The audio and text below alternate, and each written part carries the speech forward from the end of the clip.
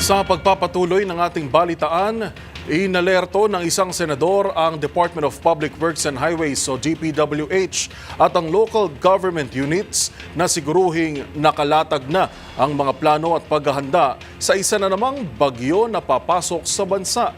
Ang buong detalye sa ulat ni Raymond Dadpaas.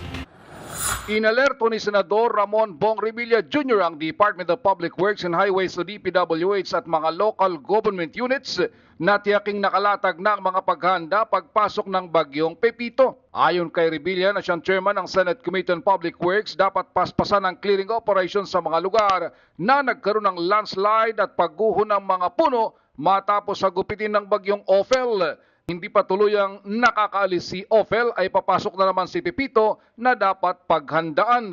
Sinabi ni Revilla na hindi inaalis ng pag-asa na maging super typhoon si Pepito, kaya kailangan masiguro na ngayon pa lang ay malinis at maluwag na ang mga daluyan ng tubig at malinis ang lahat ng mga maaring debris. Nalulungkot si Revilla dahil hindi pa man nakababangon ang Northern Luzon ay isang bagyo na naman ang papasok, kaya mahalaga na may prepositioning ng mga emergency at relief goods sa oras na kailanganin. Umaasa ang senador na walang magiging matinding pinsala sa buhay at ari-arian kung nakahanda ang publiko.